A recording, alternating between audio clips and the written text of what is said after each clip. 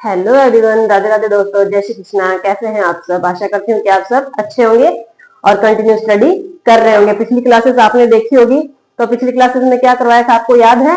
ये करवाया था पिछली क्लासेस में कि एक जैसे साउंड लिखे जाते हैं, कहीं स्पेलिंग एक जैसी होती है, साउंड अलग अलग आता है, कहीं साउंड अलग अलग है, स्पेलिंग सेम है। ऐसे वाले वर्ड्स मैंने आपको करवाए थे। टी से बनने वाले, SION से बनने वाले, फ से बनने वाले, च से बनने वाले एग्जाम्पल आपको पिछली क्लास में करवाए थे। और आज का हमारा टॉपिक है प्रीफिक्स प्रोनाउंसिएशन साउंड, यानी कि प्रीफिक्स किसको बोलते हैं? जो मतलब उपसर्ग होते हैं। किसी भी जैसे कोई स्पेलिंग लिखी है, उसके आगे एक छोटा सा स्पेलिंग है जहां स्टॉप आ जाता है एक बार के लिए, उसको बोलते हैं प्रीफिक्स। प्रीफिक्स यानी कि उपसर्ग। जैसे हिंदी में उपसर्ग होते हैं, उस तरह से इंग्लिश में भी होते हैं। हिंदी के उपसर्ग भी आपने पढ़े होंगे, उसी तरह से इंग्लिश में होते हैं। क्या है मतलब, जो दो साउंड जैसे लगता है, जैसे स्पेलिंग बोलते हैं तो ऐसे लगता है जैसे दो साउंड बन के बोले जा रहे हैं। आगे का जो 2 या 3 वर्ड है वो ऐसे लगता अलग है, बाकी की स्पेलिंग अलग है। उसको बोलते हैं उपसर्ग, जो आगे के वर्ड्स होते हैं। इसमें जैसे मैंने एग्जाम्पल के लिए लिखा है, जैसे ऑटोमेटिक, ये पूरा लिखे हैं तो इसमें ये प्रीफिक्स क्या होता है? ऑटो। ऑटोमेटिक ऐसी स्पेलिंग होती है ए से बनने वाली। तो ऐसे ही मतलब A to लेके Z तक स्पेलिंग होती है, बट अपने क्या है सारी नहीं करेंगे। क्यों? क्या है, जैसे ये ऑटो लिखा है तो ऑटो का साउंड आ रहा है इधर, जैसे CO लिखा है तो को का साउंड आ रहा है, कोई आ रहा है। जैसे डी कॉर्ड लिखा है तो DE लिखा है और डी का साउंड आ रहा है, डी कॉर्ड। जैसे ये है, ये क्या लिखा है? BICYCLE। ये इसको पढ़े तो जैसे एक ही मात्रा से पढ़े तो इसको बी भी पढ़ सकते हैं, बी साइकिल। पर ये बी साइकिल नहीं होता। जैसे ये है ना BI, इसको क्या पढ़ते हैं? बाय। क्या पढ़ते हैं? बाय। जैसे ये ऑटो लिखा है, ऑटो पढ़ रहे हैं, को पढ़ रहे हैं, डी को डी पढ़ रहे हैं। इधर BI लिखा है बट इसको बाय पढ़ते हैं। कहीं भी स्पेलिंग के स्टार्टिंग में BI लिखा हो तो इसको बाय से पढ़ते हैं। तो ऐसे वाले एग्जाम्पल है। जैसे ये क्या लिखा है? ऑटोमेटिक। क्या लिखा है? ऑटोमेटिक। क्या लिखा है? ऑटोमेटिक। ये क्या लिखा है? बाईसाइकिल। बाईसाइकिल। अब यहाँ BI लिखा है, इसको बी नहीं पढ़ रहे, बाय पढ़ रहे हैं। ये होता है उपसर्ग। ये क्या लिखा है? कोएलिशन। कोएलिशन। कोएलिशन। ये क्या है? D cord. क्या पढ़े हैं इसको? D cord. तो ये मैंने कुछ एग्जाम्पल लिखे थे आपको समझाने के लिए कि उपसर्ग होते क्या हैं। उपसर्ग का मतलब ऐसी स्पेलिंग है, जैसे ये लिखा है ऑटोमेटिक, एक साथ लिखते हैं। कैसे लिखते हैं इसको? पूरा स्पेलिंग जोड़ के क्या हो गया? ऑटोमेटिक। कोएलिशन लिखना है।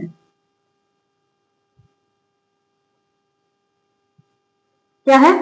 कोएलिशन। तो ये स्पेलिंग होती है, जैसे साथ में ऐसे ऐसे लिखी है, बट जब अपने ध्यान रखेंगे प्रीफिक्स क्या होते हैं, उपसर्ग क्या होते हैं, तो ऐसे अलग अलग लिख के मैं आपको बताऊंगी। बट मैं आपको A to Z सारे नहीं करवाऊंगी। क्यों नहीं करवाऊंगी? जैसे CO का साउंड को आ रहा है तो जनरली आप पढ़ ही सकते हैं, क्योंकि पीछे मैंने इतने रूल स्पेलिंग एग्जाम्पल आपको करवा दिए कि आप CO को पढ़ रहे हैं, ऑटो को ऑटो पढ़ रहे हैं। क्यों ऐसा पढ़ा जाता है? जैसे DE मतलब ये ए का भी साउंड देता है, ई का भी साउंड देता है, तो ये आप अच्छे से कर लेंगे। जैसे ऐसे जो नाम है ना, जैसे BI लिखा है तो इसको बाय पढ़ेंगे। जो थोड़ा अलग हटके हैं, मतलब इससे ज्यादा नहीं बनेंगे, 5 7 10 मतलब पूरे अल्फाबेट में ऐसे बनेंगे, तो सिर्फ वही वाले करवाऊंगी जो थोड़ा अलग बोले जाते हैं। जो ऐसे सेम बोले जाते हैं वो नहीं करवाऊंगी, क्योंकि इतना बड़ा अगर 26 लेटर होते हैं, अगर सब करवाऊंगी तो क्या है, आप बोर हो जाएंगे। तो मैं सिर्फ वही करवाऊंगी जो अलग तरह से पढ़े जाते हैं थोड़े से, तो जिनका साउंड अलग आता हो, सिर्फ वही करवाएंगे। तो शुरू करते हैं अपने फर्स्ट, अपने बाय से ही करेंगे। अपने क्या शुरू कर रहे हैं? BI। जहां BI लिखा होता है, यानी कि वर्ड के शुरू में BI लिखा हो तो साउंड कैसा करेगा? बाय का। ये आपको इंग्लिश में नहीं समझ आ रहा है, इसको क्या बोलते हैं? उपसर्ग। उपसर्ग क्या होते हैं आपको पता ही होगा। उपसर्ग उसे कहते हैं जो वर्ड के शुरू में लगते हैं, यानी कि वर्ड को शुरू में लगा के उसका अर्थ का अनर्थ भी हो जाता है, मतलब उसका अर्थ बिल्कुल बदल जाता है। तो ये होता है काम उपसर्ग का। हिंदी में क्या बोलेंगे? उपसर्ग। इंग्लिश में प्रीफिक्स। ठीक है, तो क्या शुरू कर रहे हैं? BI, यानी कि BI उपसर्ग कहां लगेगा। इंग्लिश में अगर आपको कंफ्यूजन हो रहा है तो हिंदी में भी साथ साथ बता दियो, उपसर्ग बोलते हैं इसको। यानी कि किसी भी स्पेलिंग के आगे जो जुड़ जाता है तो उसका अर्थ अनर्थ हो जाता है या अर्थ उसका बदल जाता है। यानी कि जब उपसर्ग किसी शब्द के साथ लगते हैं तो उसका अर्थ जरूर बदलता है। ठीक है, अब जैसे बी आई से शुरू करते हैं, क्या लिखा है, वर्ड के शुरू में अगर बी आता है तो उसका साउंड मतलब बी आई लिखा है तो बी नहीं आएगा, बाय आएगा, बाई आएगा। क्या बोलेंगे, बाय।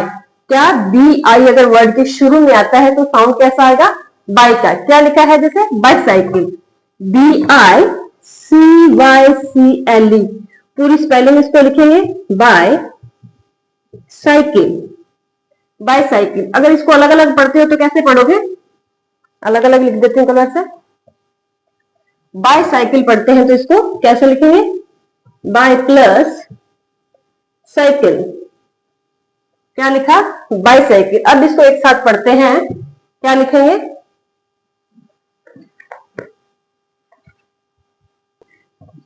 क्या लिखेंगे, बाईसाइकिल, बाईसाइकिल। ये समझ में आया क्या लिखा हुआ है, बी आई लगा था इसमें उपसर्ग, प्लस में लिखा था साइकिल, तो एक साथ अगर जोड़ के लिखते हैं तो क्या बन गया, बाईसाइकिल। अलग अलग भी बता रही हूं, पहले बी आई उपसर्ग लिखा है, फिर साइकिल लिखा है, फिर इसको कंबाइंड करके स्पेलिंग बना दिया। इसका साउंड क्या है, बी आई का बाई साइकिल और इसका बाईसाइकिल। तो ऐसे ये पढ़ा जाता है। जैसे क्या लिखा है, B I N A R Y, क्या बनेगा, बाइनरी। बीनरी नहीं बोल सकते इसको, मतलब ई की मात्रा, तो आप सोचेंगे आई आई लगा है तो ई बोलेंगे, बाइनरी पढ़ेंगे इसको। यह क्या लिखा है, B I P O L A R, bipolar. क्या पढ़ेंगे इसको, बाइपोलर। क्या लिखा होता है, बाइपोलर। अभी आपको समझ में आया, यानी कि इधर लिखा क्या हुआ है, बी आई लिखा हुआ है, यहाँ पे साइकिल है, यहाँ पे N A R Y, binary. Next लिखा है B I P O L A R, bipolar. क्या लिखा है, बाइपोलर। हिंदी में भी लिख देती हूँ साथ साथ, क्या लिखा है, बाइनरी। क्या पढ़ेंगे इसको, बाइनरी। नेक्स्ट लिखा है बाइपोलर। क्या लिखा है, बाइपोलर। ये लिखा है बाइपोलर, यानी कि इसमें अपने क्या समझ रहे हैं, बी आई उपसर्ग, यानी कि बी आई जहां लिखा हो उसका साउंड आएगा बाई का, बी का नहीं आएगा, बाय का। क्या लिखा है, बाईसाइकिल, बाइनरी, बाइपोलर। अलग अलग भी मैंने बताया है कैसे लिखेंगे, bicycle, bicycle, binary, bipolar. B का रूल समझ में आया क्या है, मतलब अपने उपसर्ग कर रहे हैं। फर्स्ट अपने ने क्या किए है, बी आई, जहां बी आई लिखा होता है साउंड कैसा आता है, बाई का, यानी कि बाईसाइकिल, बाइनरी, बाइपोलर। अलग अलग ऐसे स्पेलिंग बनेगी। एक नोटिस करना, आपने ऐसे नहीं करना कि ए से नहीं शुरू किया, क्योंकि बहुत सारे वर्ड है वो सेम ही लिखे जाते हैं, सेम ही बोले जाते हैं। मैं सिर्फ आपको वो बीच बीच में से करवाऊंगी जिनका साउंड थोड़ा अलग आ रहा है। सेम आता है वो नहीं करवा रही, क्योंकि जैसे A B C D Z तक सब के साउंड अलग अलग है, बट मैं कंप्लीट नहीं करवा रही, मैं सिर्फ वही आपको बताऊंगी जिसका साउंड सिर्फ अलग आता है। जैसे बी आई लिखा है, बाई का साउंड आ रहा है तो बाई वाला करवा दिया। नेक्स्ट शुरू करते हैं। क्या है, जैसे मैं एक एग्जांपल के लिए लेके आई हूं, क्योंकि अगर आपको ऐसा नहीं लगे कि सारे ही वर्ड्स नहीं करवाए, जैसे डी ई लिखा है, साउंड भी जैसे डी प्रेस, डी टैक, डी पार्ट सेम आ रहा है। इधर क्या लिखा है, डी आई एस हो तो साउंड कैसा आएगा, डिश। डी आई एस लिखा है, डिस प्लस लाइक, क्या पढ़ेंगे, dislike. Dis plus agree, disagree. तो इसमें साउंड में कोई फर्क नहीं आ रहा है, यानी कि डी आई एस लिखा है, डिस पढ़ रहे हैं, डी ई लिखा है, डी पढ़ रहे हैं। तो इसमें ऐसे समझाने जैसा कुछ नहीं है, आप नहीं भी करोगे तो आपको समझ में आ जाएगा। फिर भी एक बार बता देती हूँ, इसलिए मैं सारे ही नहीं करवाऊंगी, ये मैं आपके लिए एग्जांपल लेके आई हूँ, क्योंकि आपको ऐसे नहीं लगे कि ए का नहीं करवाया, सी का नहीं करवाया, डी का नहीं करवाया, बीच बीच में से क्यों करवा रहे हैं। तो बीच बीच में से इसलिए करवा रही हूँ कि जिसका साउंड अलग आएगा सिर्फ वही करेंगे, क्योंकि ऐसे सारा भरने का कोई मतलब नहीं है। सीखना वही है जो आपको नहीं आता। ये तो आप अगर पीछे की क्लास में सभी देखिए तो आप आराम से पढ़ लोगे, इसको डिस पढ़ते हैं, इसको डी पढ़ते हैं। अगर नहीं भी देखी है तो भी, अगर आपको थोड़ा बहुत आता है तो भी आप पढ़ लें, बट आप कोशिश करें पीछे की सारी क्लासेस देखें, तो आपका ये वाला कंफ्यूजन भी दूर हो जाएगा कि किसको क्या पढ़ते हैं। इसलिए मैं सब नहीं करवाऊंगी, तो आपको ऐसे कंफ्यूजन नहीं हो कि बार बार भी पूरा नहीं करवाया, पूरा नहीं करवाया। तो ये मैं लेके आई हूँ आपके लिए कि ये सेम ही पढ़े जा रहे हैं, जो सेम पढ़े जाते हैं, सेम लिखे जाते हैं, वो वाले नहीं करेंगे। जिनको लिखने का तरीका और बोलने का तरीका थोड़ा सा अलग है, अलग साउंड करता है, सिर्फ वही वाले करेंगे। फिर भी एक बार ये देख लो, नेक्स्ट अपने वही करेंगे जिसका साउंड अलग आ रहा हो। क्या लिखा है? Deep press. कैसे पढ़ेंगे इसको? Deep press. ये अलग अलग लिखा है, साथ में लिखो तो जैसे लिख लो डी टैक। क्या पढ़ेंगे? Detach. क्या लिखा है? Depart.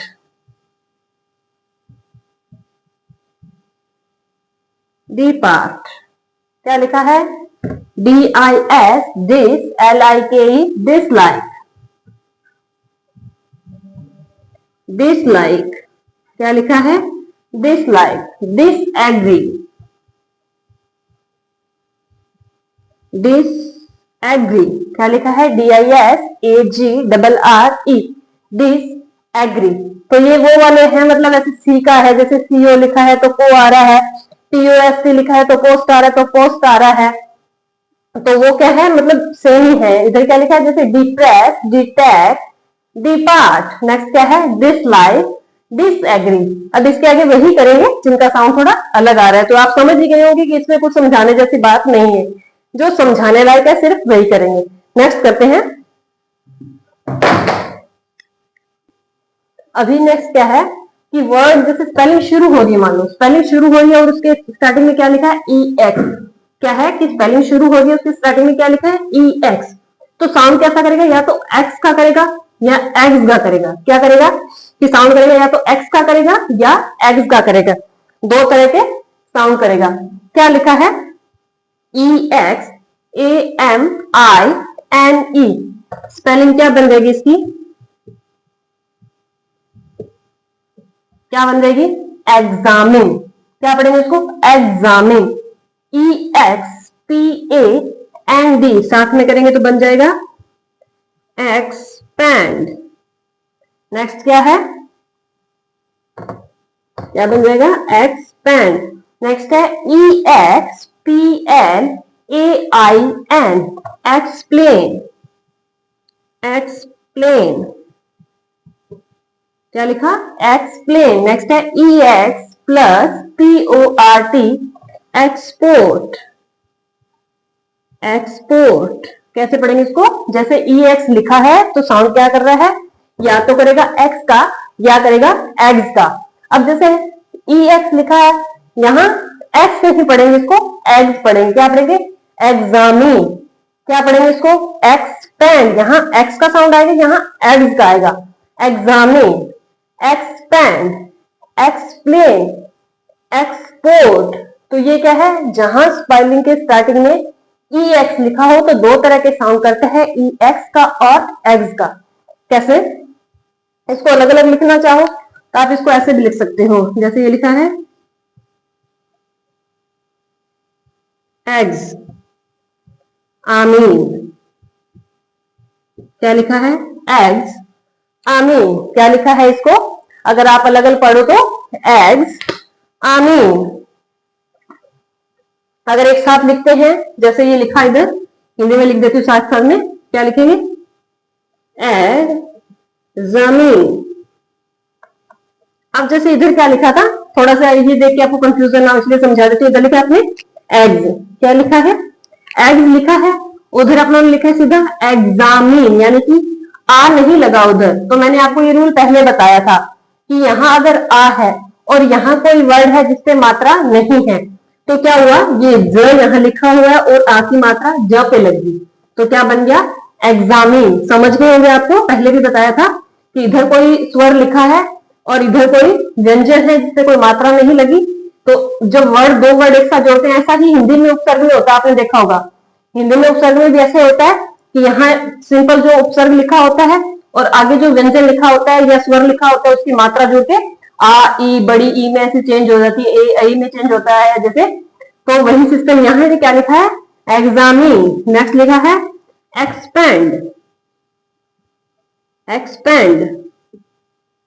क्या लिखा है? एक्सपेंड। नेक्स्ट है explain. Explain. Explain. Export. Export. क्या लिखा है? एक्सपोर्ट। समझ में आया क्या रूल है कि जब वर्ड के शुरू में क्या हो ई एक्स लिखा हो तो साउंड कैसा करेगा, एक्स का करेगा, एग्स का करेगा। जैसे इसको अलग अलग पढ़ा है, इसको क्या पढ़ेंगे, एग्स आमीन। इधर अलग अलग लिखा है एग्स आमीन, क्या बन गया, एग्जामीन। क्या बड़ा, एग्स आमीन, एग्जामीन। नेक्स्ट क्या है, एक्सपैंड, एक्सपैंड, क्या लिखा है, एक्सपैंड, एक्सपैंड। नेक्स्ट है एक्सप्लेन, एक्सप्लेन, जोड़ के लिखा एक्सप्लेन। ये क्या लिखा है, E x PORT, port, export. क्या लिखा है, एक्सपोर्ट। समझ में आया, ये थे ई से बने, यानी कि किसी भी स्पेलिंग में ई एक्स आ रहा है, साउंड कर रहा है एक्स का, एग्स का। ज्यादा नहीं करेंगे क्योंकि कंफ्यूजन हो जाता है। तो आपने क्या करना है, जो मैंने पहले करवाया है 22 से, तो 22 से बनने वाले कितने भी वर्ड्स हैं, कम से कम 5, 7, 10 वर्ड आप लिखें। और ई एक्स से बनने वाले, एग्स से बनने वाले और एक्स से बनने वाले, दोनों के 5-5 एग्जाम्पल लिख के देखना, स्पेलिंग पढ़ के देखना, अच्छे से समझ में आएगा कि एक्स कहाँ पढ़ा जा रहा है, एक्स कहाँ पढ़ा जाता है, उसको करके देखना अच्छे से, तो ये आपको समझ में आ जाएगा। आज के लिए हम इतना ही करेंगे, बाकी जो बचा हुआ है वो नेक्स्ट पार्ट में करेंगे।